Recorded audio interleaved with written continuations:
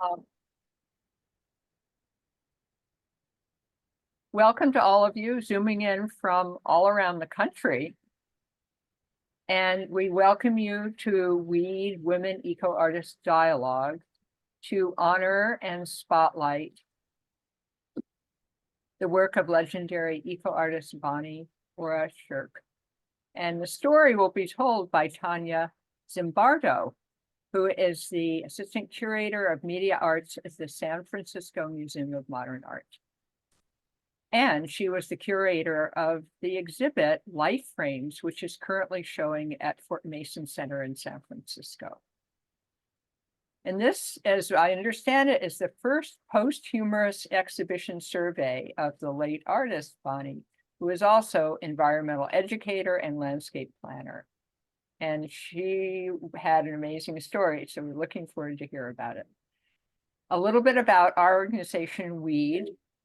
Women Eco Artist Dialogue was founded in 96, and is a volunteer-run collaborative, cooperative, collective of female-identified visual artists, writers, curators, art historians, researchers, scientists, and others interested in highlighting the intersection of art and ecological issues.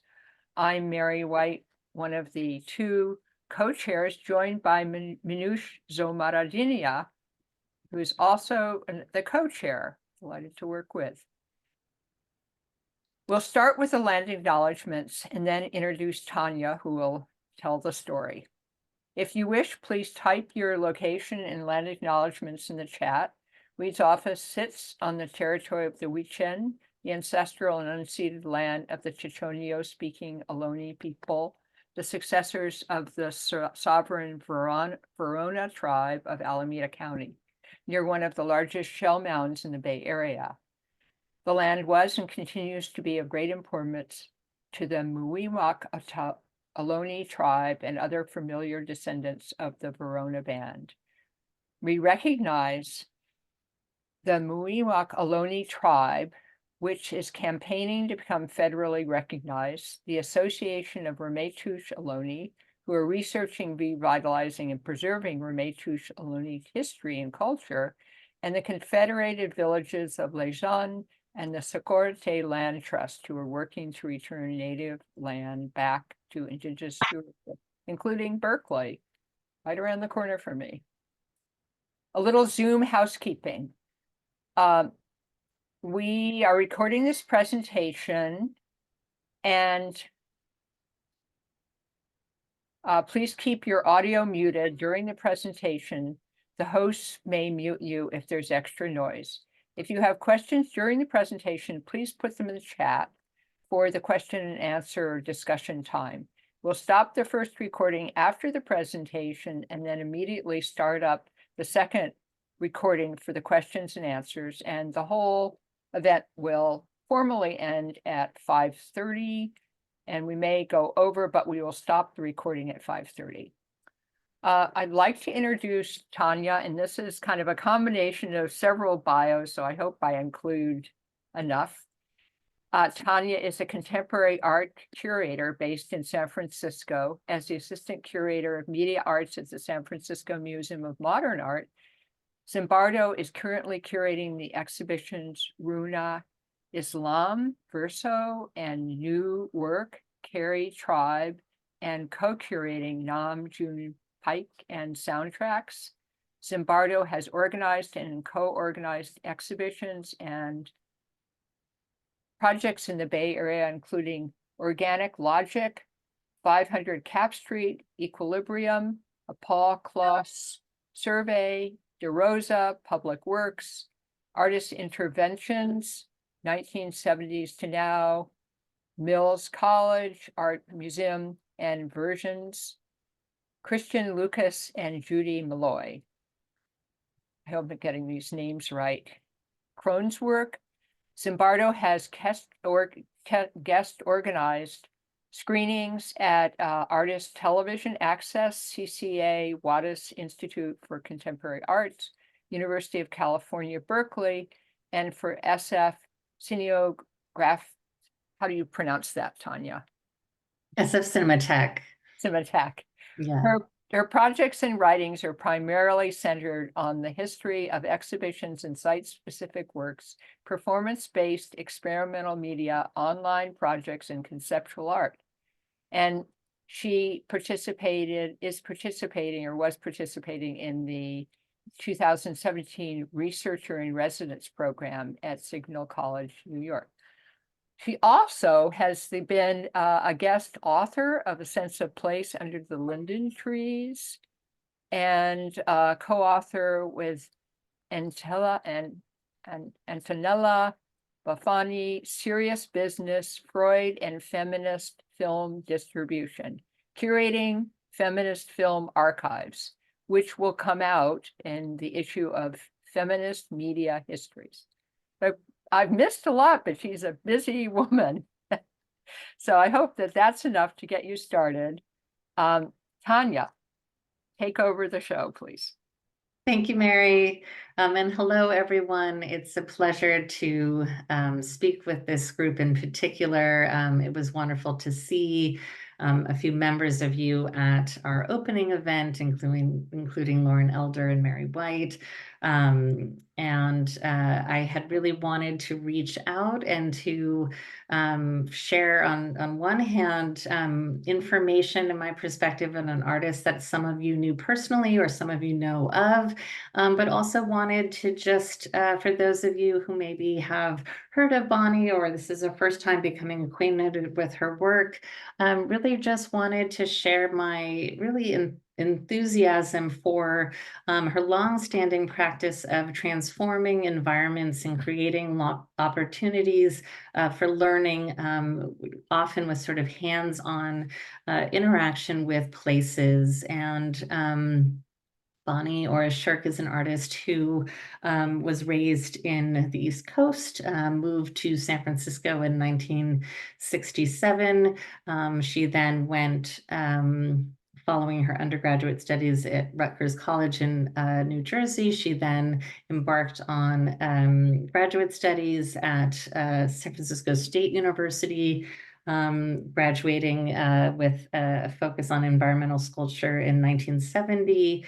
And then began to be part of a really major sort of movement of artists who were founding artist-run spaces, or what was sometimes called alternative art spaces, as well as participating in exhibitions and events, as well as then, independently or in collaboration with certain institutions, doing really interesting site-based projects. She then went on to found The Farm, which we'll be talking about more, Crossroads Community, The Farm, in 1974.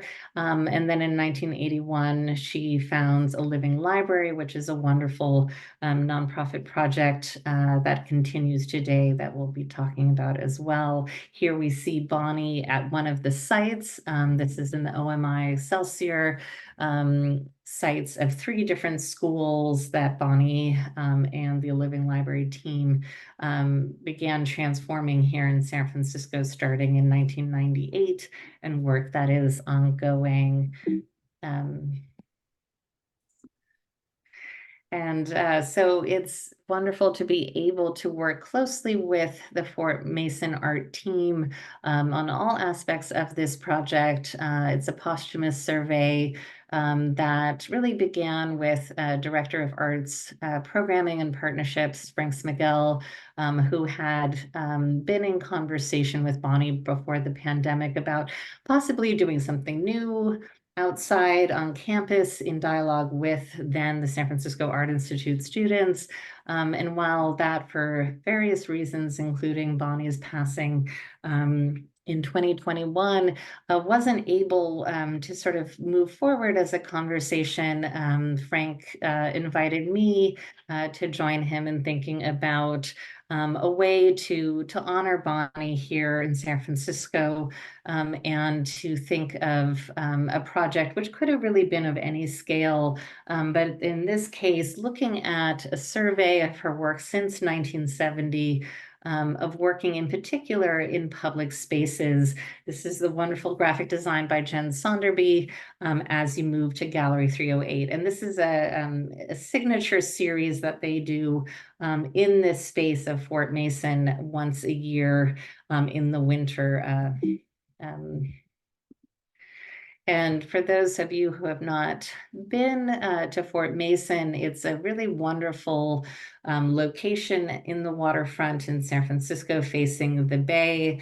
Also, there's a couple different sightlines of places where Bonnie performed, including her Sitting Still series that we're using as the sort of lead image for the show. What you see on the right is a commission that Frank has organized of urbanist and landscape architect and artist John Bela, in tandem with the exhibition, which is a healing garden, working with Hummingbird Farm on Sunday workshops that activate the space as well. And these are open to the public, and something to find out more about the website.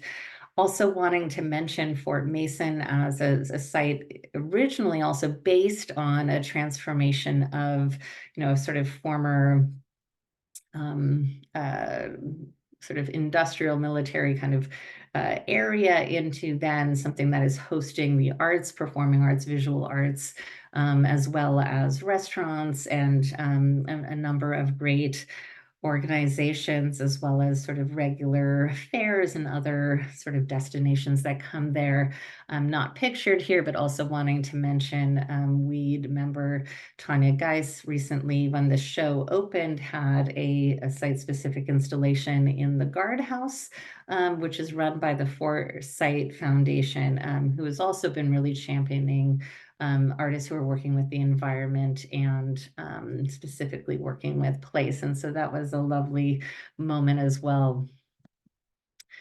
This is from the garden. We created a sort of view that you could see from either way into the show, as well as looking out from it.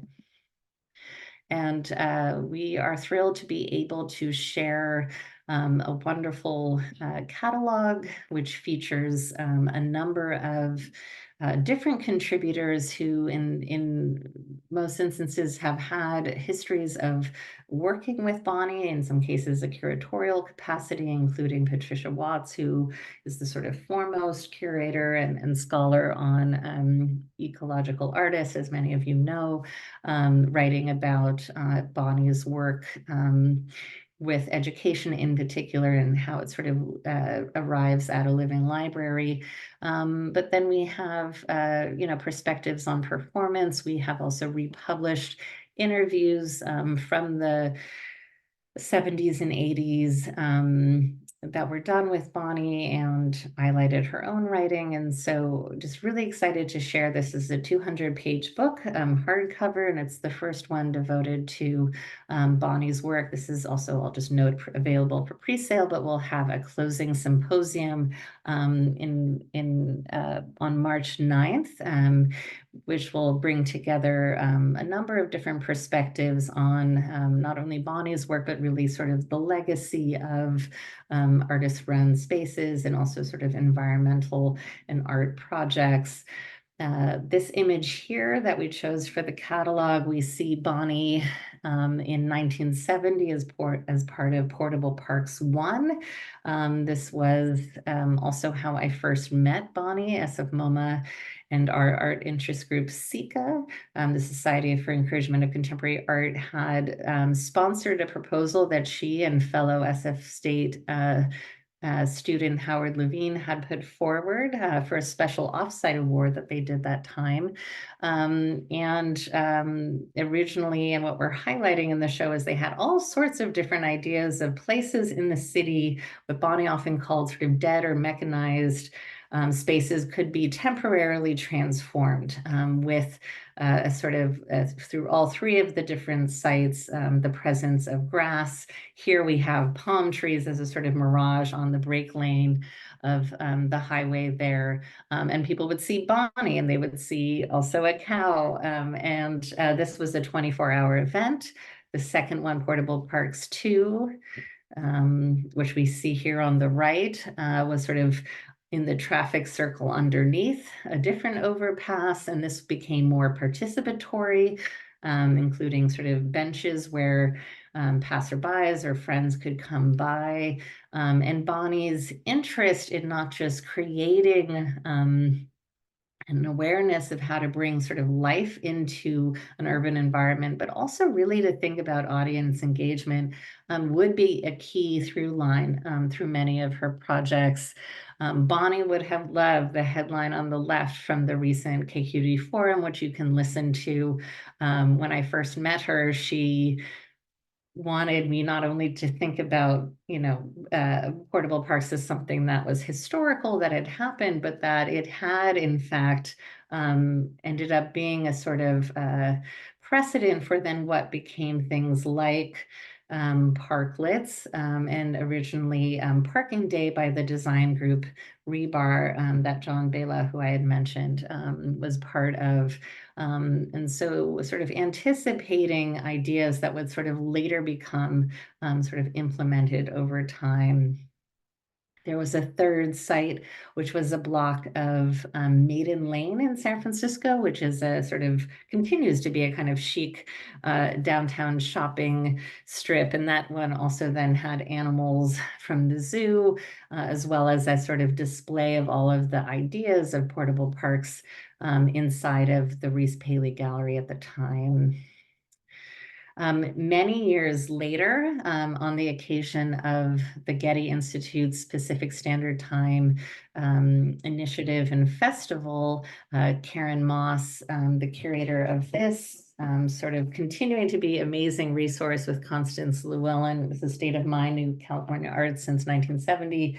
That there was both a show that was looking at a sort of period of Bonnie and her contemporaries in Northern and Southern California, but also to think about not just representing work through documentation, but what was something new that they could do. So Bonnie worked closely with Karen and the public practice students from Otis to create what would be a sort of portable park today. And Bonnie had always had an idea and a dream of a sort of flower unfolding. And so this became the kind of template for this particular project that was located in a mall, and I think integrated a lot more of her then sort of organic gardening histories with both a living library and the farm.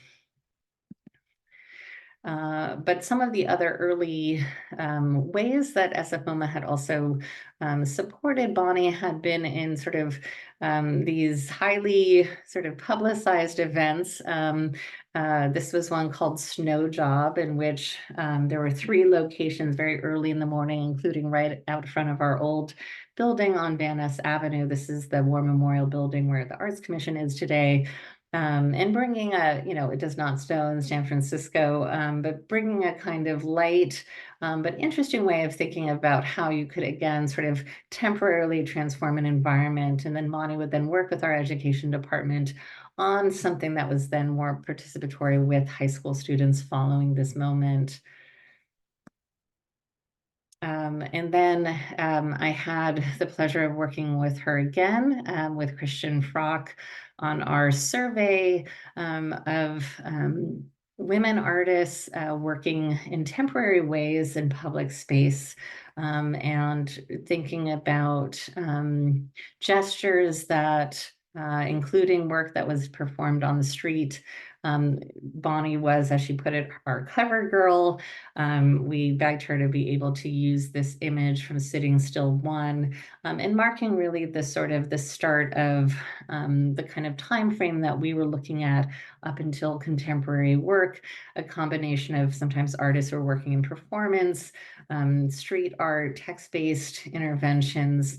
And there's a wonderful lecture of Bonnie, I'll also note, that continues to be hosted online by Mills College Art Museum. Sitting Still 1 is the entrance to the exhibition at Fort Mason, and is a very powerful piece that Bonnie often spoke of.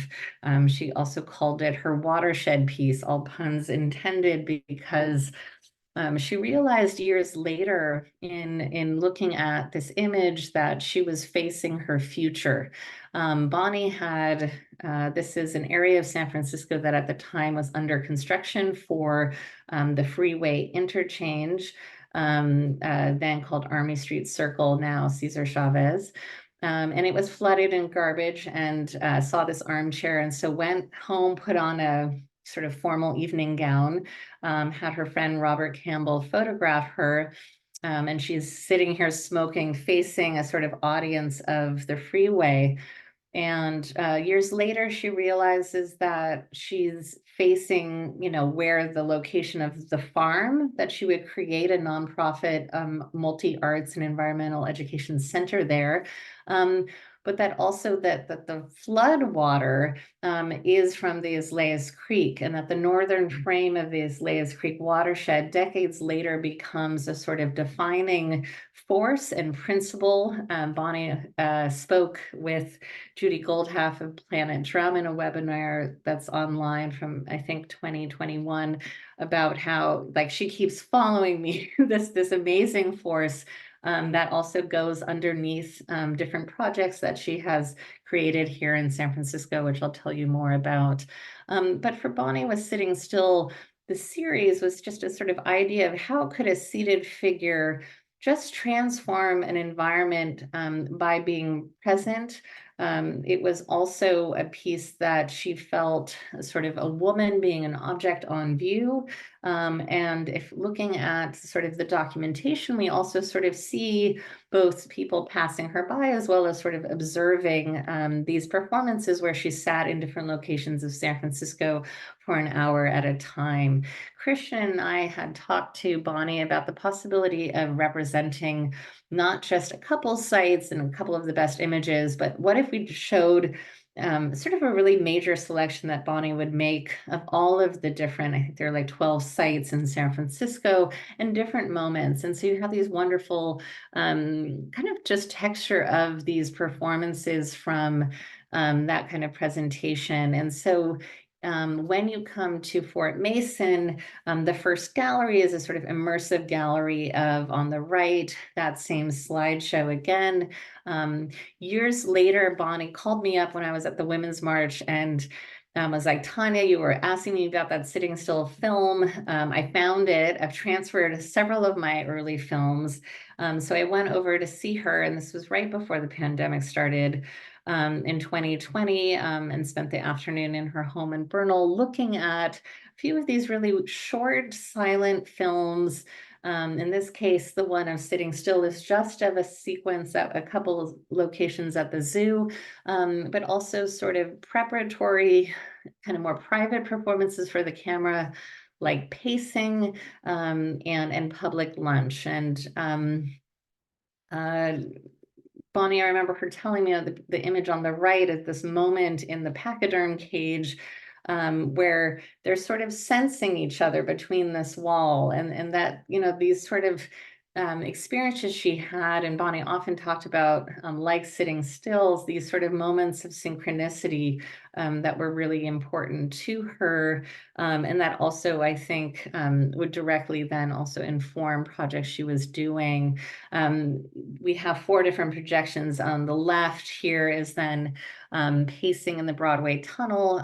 She also has pacing in her studio in preparation for a performance called Public Lunch, in which during the public feeding hour on a Saturday at the San Francisco Zoo, he went to the Lion House where the tigers are.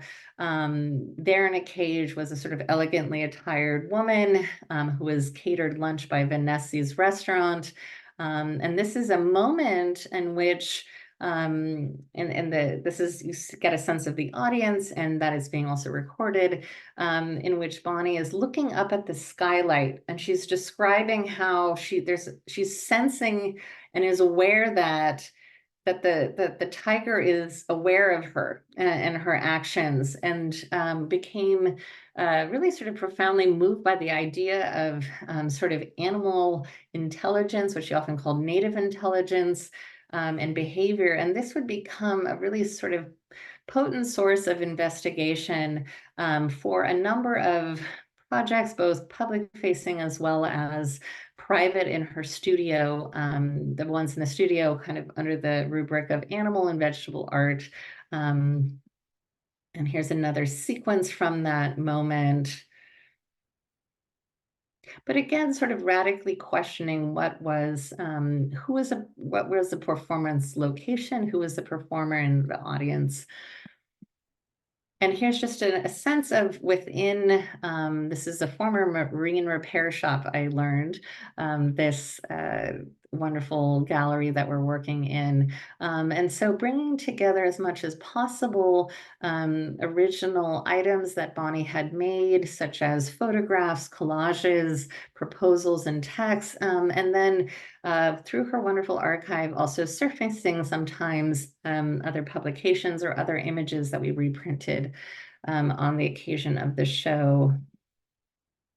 One thing I did not know ahead of time about was that Bonnie, because we often just talked about her performance work, is that Bonnie loved to work with decals and with stickers in her proposals, as well as sort of wonderful collages. And this is one we framed for the show, which is a sort of idea for the Guggenheim Museum, in which it would be emptied of its artworks and that you would have a sort of almost like a Noah's Ark like procession through the space with animals. Bonnie then began working with domestic animals, pigs, chickens, the rat, actually, that there was a rat in a cage during the performance of Public Lunch that she later called Guru Rat, guppies, some other plants and animals in her studio, and then would have moments where there was public-facing performances. This was a kind of fun one for 6 comedy sonatas at the Museum of Conceptual Art that Tom Marioni founded in 1970, in which she and an assistant sort of reveal, after sort of creating an earth mound, reveal a pig that then is eating, and then playing then a soundtrack of pigs eating. This is another sort of more major effort in Southern California, in an exhibition called the San Francisco Performance, in which there is a sort of life cycle at play in terms of also a rat who has passed, as well as one that was sort of giving birth at the time. And Pygmy, who became, she said, not a pet, but she called them animals of compromise, that she would observe and also think of as teachers. Pygmy is featured not only in photography, but also in performances and in video work that Bonnie did in these sort of early 1970s period. Pygmy is also among the animals that Bonnie brings into a very ambitious 6 weeks installation at the Desassay Museum at the University of Santa Clara. There was a moment in the 70s where they were, the director Lydia Modi Vitali was embracing sort of new directions in contemporary art, performance, installation, and video, and Bonnie combined all of these in this installation in which she was making work in which sort of these environments of, for the most part, sort of dead trees, but also sort of playing with that kind of illusion, different modifications that would happen to the space, as well as then ultimately pivoting when in response to animal behavior. A lot of handwriting on the walls in the piece as well. Atkin Logic was sort of named after her grandmother, and was a sort of idea that ran through a body of different works, and we're showing some of these artist books and performance sort of documentation that Bonnie had brought together from this period. But a really ahead of its time way of thinking of not only bringing live elements into a gallery, but I think what Bonnie did very differently than some other artists. I also am thinking of some male artists in particular, where it was just more of a sort of element in the space, Bonnie really had a relationship to these animals. And that was a key part of the process of such works unfolding, and that visitors could observe and come into the space at that time.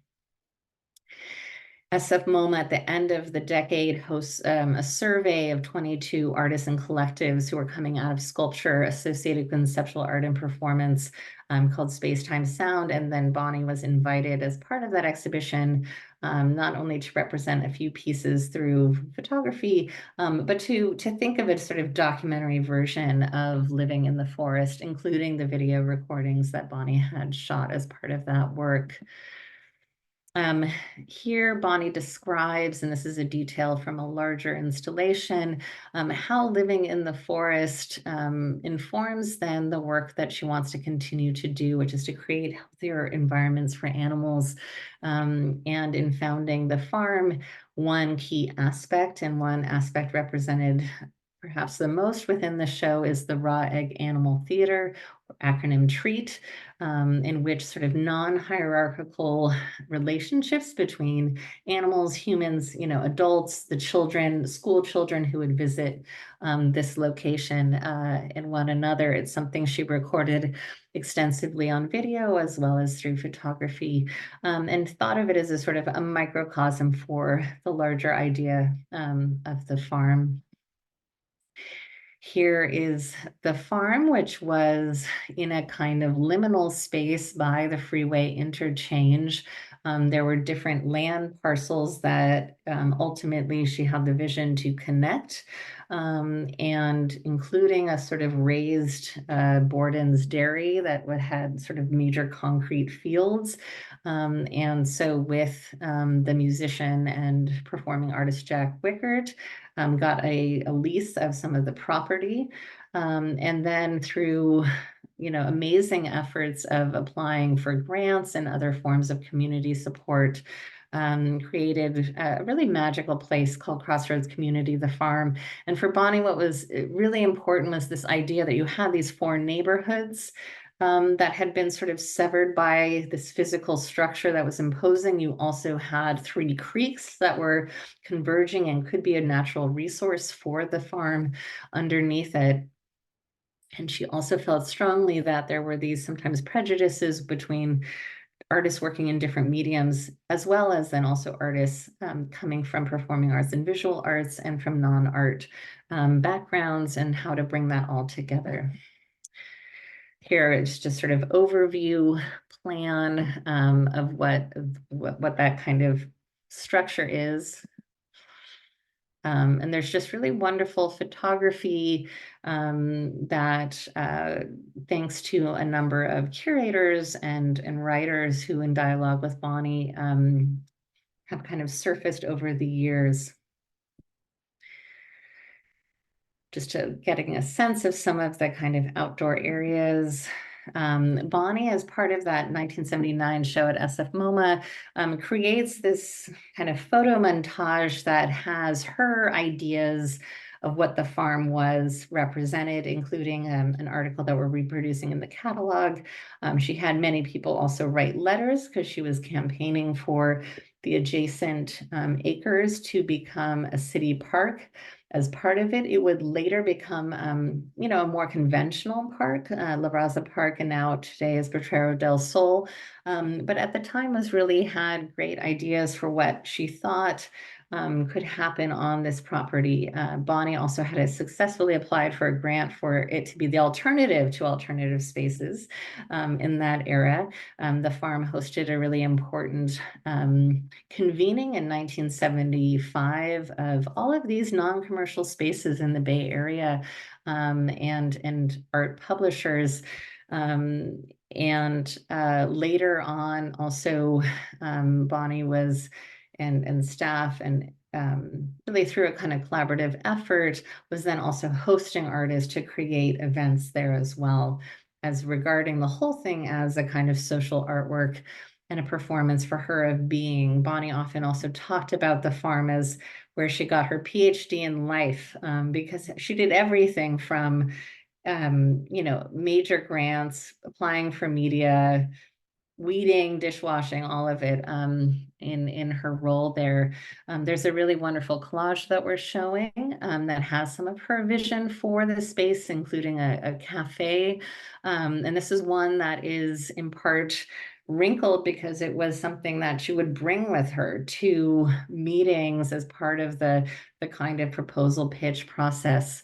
In this space, I took my cue from a few of the ways that Bonnie has chosen to represent the farm, and it has varied. There was a kind of salon style, more personal hang format that she liked, and in some cases also opting to print some color photos as part of this representation. Bonnie began in that time showing the farm in a gallery context in 1976 at the San Francisco Art Institute, had a show about the farm.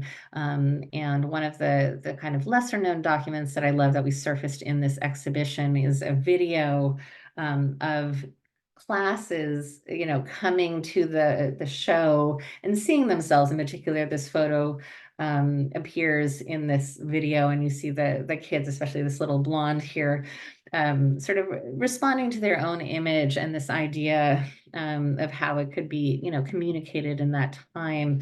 I also, for this exhibition, decided to highlight just some, a selection of the really wonderful flyers and posters that Bonnie had saved. So often when she showed the farm, it was a representation of her photography for the most part.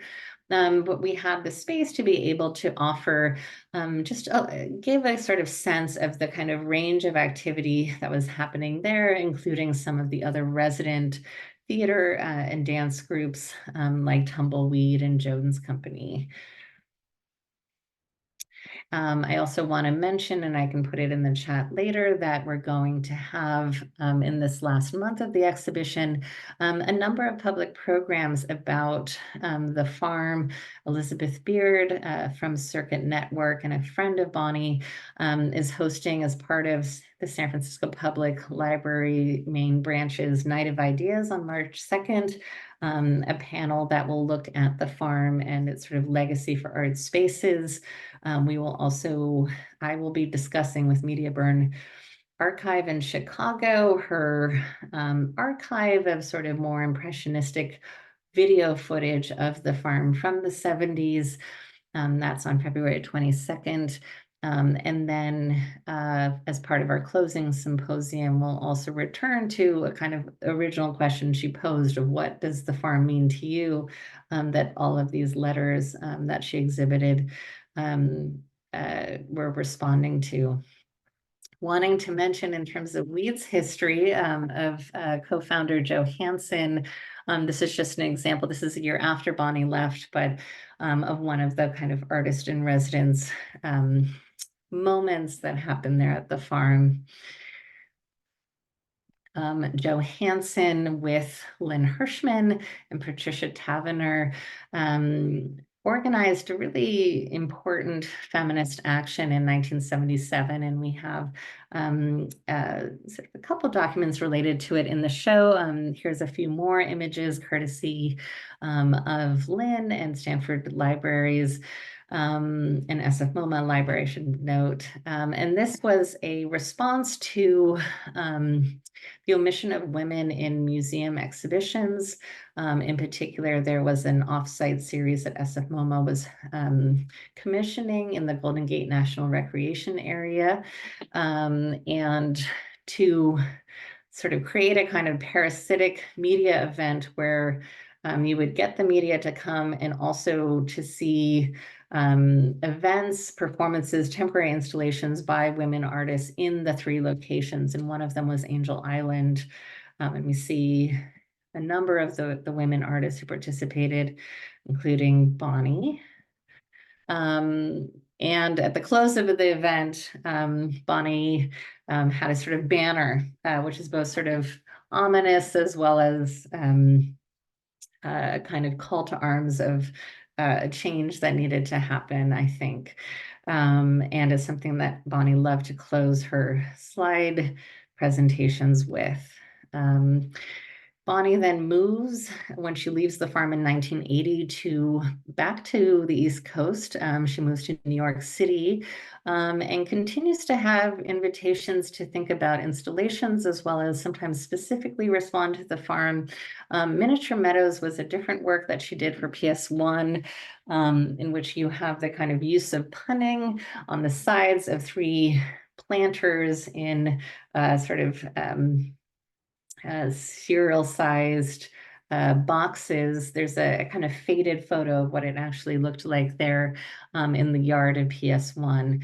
And there's an E that's coming up from a sapling, and it's something that becomes a recurrent theme in some of Bonnie's installations. Living in the Forest had also responded to cardinal directions, and this is the a triptych within a triptych, a mechanized diptych, which is part of Lucy Lepard's show of women artists called Issue, Social Strategies of Women Artists, the ICA in London. She exhibited her resignation letter as part of that show, and then also in performances and other installations in the 80s. In some cases, we're showing sort of more ephemera in the exhibition, but I've taken a moment here to just share some of the kind of slides that we've scanned as part of research. So Shrine to Power was a site-specific sound installation that Bonnie created, working with a dowser and thinking of the kind of power line that was at that particular building at that time. Bonnie often talked about how she felt like she was thinking or using the practice of dowsing when she was responding to sites and kind of imagining their potential and their resources.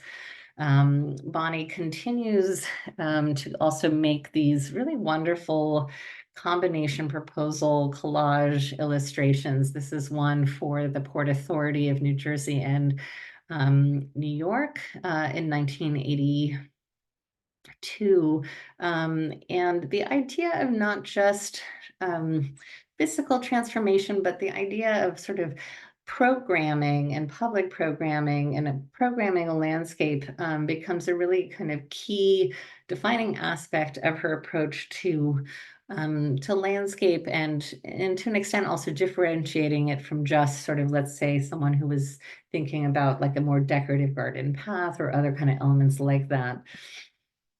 We have then a gallery devoted to a selection of, and she had a number of others, proposals that Bonnie had made, often involving a number of sort of meetings with different stakeholders. Sometimes these were open call competitions, other times, sort of making a proposal for a site, both collaborating in the case of a project for UC Davis with landscape architects, and then ultimately pursuing a certificate and studies in that field to really enhance her participation in that kind of landscape. One of the kind of key projects, which you may have seen highlighted a couple years ago in this article in Art in America, is one called A Living Library, Bryant Park. And Bonnie had, when she moved to New York, spent time in Bryant Park, which at the time this is before its renewal. It was dubbed Needle Park by some, and Bonnie was thinking of the space that was beautiful Beaux-Art gardens, but just sort of needed something else to transform it and to activate it. And thinking of its proximity to the New York Public Library, what if you took categories of knowledge using the Dewey Decimal System and map it onto this sort of formal area? And it actually perfectly fit the kind of Beaux-Art space there. And so for several years, met with many different people, but one of the things that I love that we have all 17 of them exhibited is that she had a kind of proposal, which was text-based, but then also these really wonderful collages of the idea of how the Bryant Park living library could be created. For Bonnie, once she realized that a living library, the acronym was ALL, it was sort of the perfect thing to realize, her kind of ambitious and all-encompassing sort of ideas for what this framework would become. So even though Bryant Park did not move forward, although people anecdotally have often said that some of their programming ideas did come from her, it became then a major project that she would continue to work for several decades on, establishing both proposals as well as active, very long-term site-based projects. She also created an installation that was a kind of touring demonstration of ideas of a living library called a Garden of Knowledge. This involved sort of plant symbolism as well as looking at kind of histories of gardens. Embedded in this electronic tree of knowledge is a video that we're showing in the exhibition featuring Bonnie. And this at the time was something that was an interactive video disc. She had worked with NYU telecommunication students on some of the computer graphics and other elements. There were ways that were interactive where the public could also draw their own graphics. And so this was just a piece that kind of married a number of just sort of visual aesthetics that had at that point been leading to that moment of sort of actual plants involving artists, involving students, the public, and really thinking about how this sort of framework fit within a kind of larger history of thinking about our relationship to gardens. And for Bonnie, she often talked about the sort of potential of technology, and that was also a key part of seeing it as the framework of a living library, of all of the kind of curriculum that could be taught together. I love that today we're on Zoom, and I think Bonnie is among those artists who kind of anticipated ideas of video interaction. We see a screen on the right of in which different locations in the world are being bridged, and someone is also able to, from a video parasol to another kind of portal to interact in that way. Bonnie continued decades later to still think about this idea of how to have, if you think of a garden gateway, but also in terms of technology, these links that could happen between these different project sites. I often have wondered and asked, is this something more like Zoom or like apps? But very clearly, more recent sculptures or collages are still really based on a kind of very physical form of steel from the Bay Bridge, of solar panels, and connecting people from different places and also sort of showcasing their resources. I'm just sharing them here because I really do think we only have one in the show of the installation that she had designed, but I do like them just as an idea. So Bonnie was just very passionate about her long-term work with youth. She worked, between the farm and a living library with just thousands of youth from different ages. The farm, 75 different schools would pass through, as well as they had a grant for an alternative school education project. And then with the living library starting in the late 90s, establishing sites in San Francisco. And then by 2001, also in Roosevelt Island in New York. And Bonnie also liked to use exhibitions as not only opportunities to share some of her own documentation of those projects, but also the idea of sort of planting seeds or thinking about a proposal to a given city. Here with Lisbon, this was an exhibition that was thinking of the legacy of Heresy's magazine, the feminist magazine, and their earth-shaking, earth-keeping issue that she had contributed, a piece that sort of text-based piece about the farm, or variation on that.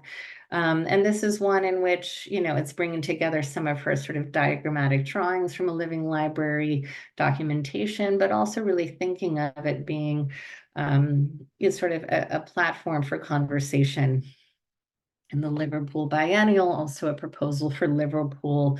And this is an online publication that is available. And Sarah Kristen Happersberger, one of the curators of the project Bonnie was involved in, very kindly shared something that was not able to leave the UK because of customs rules, but was a really wonderful seed packet that Bonnie had created as part of that project. And I like to think of the ways in which Bonnie planted seeds and also really sort of sunk roots into a number of different places in around her ideas. This is the sort of culminating gallery of the show, where it is highlighting in particular the projects that are in San Francisco, in Excelsior, starting in 1998, working with 3 schools that she incidentally, in looking at a 1907 map, realized were over the Islayas Creek. And that has sometimes also led to flooding in that area, and really transforming these kind of concrete yard areas into gardens and other artistic elements in dialogue with those communities over time. And she has also created a living library think park and then a nature walk in Bernal Heights. This is something that the public can encounter and explore, these kinds of signage about sort of native plants and species that are there in that environment. And then some of her before and after photography of other elements that were really sort of introduced into the space to transform it in terms of planting, as well as other kinds of features in the environment. This is based on a kind of larger installation called A Living Library is Cultivating the Human and Ecological Garden, that was shown at several different venues. It also has a soundtrack of birds, and here we see Bonnie with that. And again, the E. And just really thrilled to have the current Living Library staff in New York, who'll be visiting for the symposium, but also here we have Luke, who invited interns. They are training interns in sort of green job skill training, as well as sort of work with these different sites in Bernal and the Excelsior. Here are just some of the ongoing projects that A Living Libraries is continuing today. One of the other kind of major transformations in San Francisco that's an active project is along Seneca Avenue, which was a heat trap in terms of concrete, and is really being transformed into areas of sort of rain gardens. Bonnie had a kind of larger vision of connecting the different walks with a sort of broader Islayas Creek. The Islayas Creek watershed is 11 different communities, and thinking of that potential within San Francisco to again sort of bring together people in different places. Just here is Gina Bushell, director, who will be visiting town, and was really happy when I got to see that site in New York. Bonnie had originally been thinking in this sort of post 9/11 moment, with Roosevelt's proximity also to the UN, of the sort of the tip. There's also a sort of old ruins of I think it was a hospital for tuberculosis, if I'm not mistaken.